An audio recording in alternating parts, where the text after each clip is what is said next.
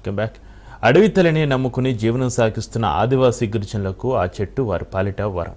ఆదివాసుల ఆరాధ్య దైవం, ఆదివాసుల జీవన విధానం, వారి సాంస్కృతిక ఆర్థిక జీవనంలో అది అంతర్భాగం. ఈ చెట్టు పువ్వుతో వేసవిలో ఉపాధి పొందుతూ ఎందరికో మేలైన ఆరోగ్యాన్ని అందిస్తున్నారు ఆదివాసీలు. అసలు ఏంటి ఆ ఫ్లేవర్, దాంతో సారా ఏంటి, పూజ ఏంటి, వాస్తు స్టోర్.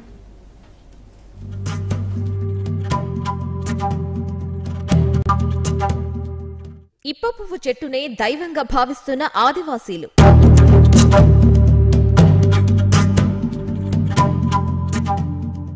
అక్కడ పూజలు చేశాకే శుభకార్యాలు ప్రారంభం.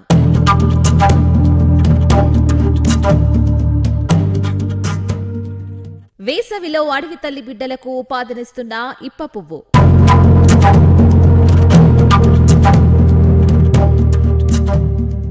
అడవి తల్లినే నమ్ముకుని జీవనం కొనసాగిస్తున్న ఆదివాసీ గిరిజనులకు ఇప్ప పువ్వు వరంగా మారింది.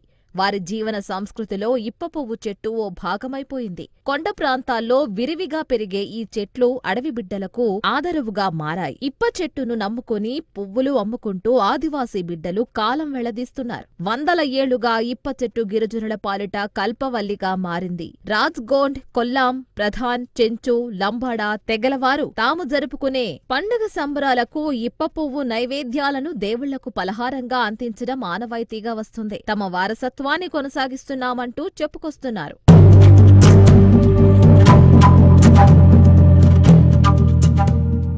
భద్రాద్రి కొత్తగూడెం జిల్లా చెల్ల మండలం పరిధిలోని ఆదివాసీ గిరిజనులకు ఇప్ప పువ్వు వేసవిలో ఉపాధిగా నిలుస్తుంది. ఈ సీజన్ వచ్చింది అంటే ఎక్కడ చూసినా పిల్లా పెద్దలు ముసలి ముతక వాళ్ళు ఎవరికి వాళ్ళు ఈ ఇప్ప పూలు సేకరించే పనిలో ఉంటారు. ఎన్ని పనులు ఉన్నా కానీ వాటిని వదిలేసి ఉదయం 5 గంటలకి అడవి బాట పడతారు. ఈ నెలలో ఇప్ప చెట్లు కొత్తదనంతో కనిపిస్తాయి. ప్రతి చెట్టు పూతతో ఉంటుంది. వేకువ జామున ఇప్ప పూత నేలరాలుతుంది. రాలిన ఇప్ప పూలను ఆదివాసీలు సేకరించి తమ ఇళ్లకు తీసుకువచ్చి ఎండబెట్టి వాటితో పౌష్టికాహారం తయారు చేసుకుంటారు. మరికొంతమంది ఇప్ప పూలు అమ్ముకొని ఉపాధి పొందుతారు. చెట్టు అనేది మా ఆదివాసులలో అది ఒక గ్రామ దేవతగా ఊర్లో జనాలందరూ పూజిస్తారు దాన్ని.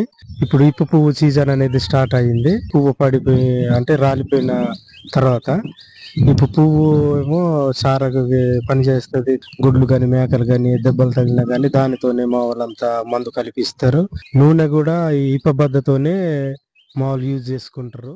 ఇప్ప పూలతో ఎన్నో ఉపయోగాలు ఉంటాయని, ఇది తమ పూర్వీకుల దగ్గర నుంచి ఒక ఆనవాయితీగా వస్తుందని తెలిపారు. ఇప్ప పువ్వు చెట్టుకు పూజలు చేయడంతోనే శుభకార్యాలు మొదలు పెడతారని ఈ ఆదివాసీ బిడ్డలు చెబుతున్నారు. ఇప్ప చెట్టు దగ్గరకు వెళ్లి మొక్కులు తీర్చుకొని పనులు ప్రారంభిస్తే అంతా మంచే జరుగుతుందన్నది ఆదివాసీల ప్రగాఢ విశ్వాసం. ఇప్ప పువ్వును తమ ఇళ్లలోకి తీసుకువెళ్లి ఇంటి ఆవరణలో వాటిని ఎండపెట్టి వాటితో ఆదివాసీలు పిండి వంటకాలను తయారు చేసుకుని పౌష్టికాహారంగా తీసుకుంటారు. దీనిని తినడం వల్ల ఆదివాసీలు దృఢంగా ఉంటారు. మరికొందరు ఈ పూలను ఇతర వ్యాపారులకు, జీసీసీ వారికి అమ్ముకొని ఎంతో ఉపాధి పొందుతారు.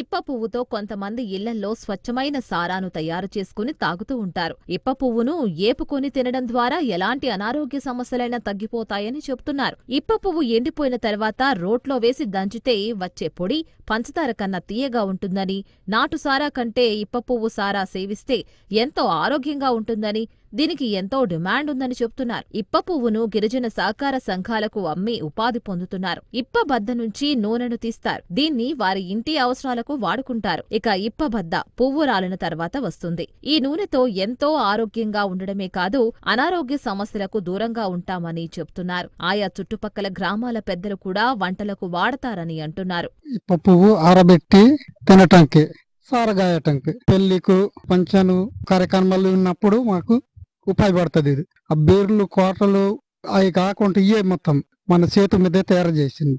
జబ్బులు గిబ్బులు రాకుండా మనకు ఆరోగ్యం మంచిగా ఉంటుంది అని చెప్పి మేము తినటానికి చాలా పెద్ద పెద్ద మనుషులు కూడా తీసుకెళ్లి తినటానికి 60-70 రూపాయలు కేజీ అమ్ముతారు. అది తింటేనే మాకు మంచి గురుసు ఉంటుంది.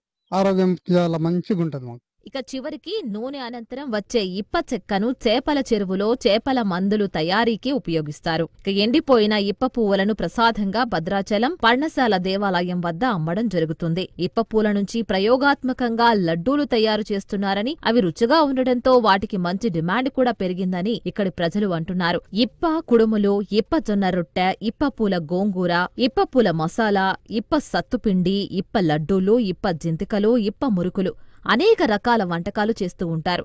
ఇప్ప పూలతో చేసే వంటకాల రుచి తినేవారికి పసందుగా ఉంటుంది. ఒక భద్రాద్రి కొత్తగూడెం జిల్లాలోనే కాదు, తెలంగాణ, ఏపీ, ఒరిస్సా, ఛత్తీస్గఢ్, కర్ణాటక, మహారాష్ట్ర, కేరళ, గుజరాత్, మధ్యప్రదేశ్ అటవీ ప్రాంతాల్లో ఇప్ప చెట్లు విరివిగా ఉంటాయి. ఇప్ప చెట్టు 15 నుంచి 20 మీటర్ల ఎత్తు పెరుగుతోంది. ఏడాదికి ఒక్కో ఇప్ప చెట్టు నుంచి 80 కేజీల వరకు ఇప్ప విత్తనాల దిగుబడి వస్తుంది. అదే పూలైతే 150 కేజీల వరకు ఒక్కో చెట్టు నుంచి లభిస్తాయి.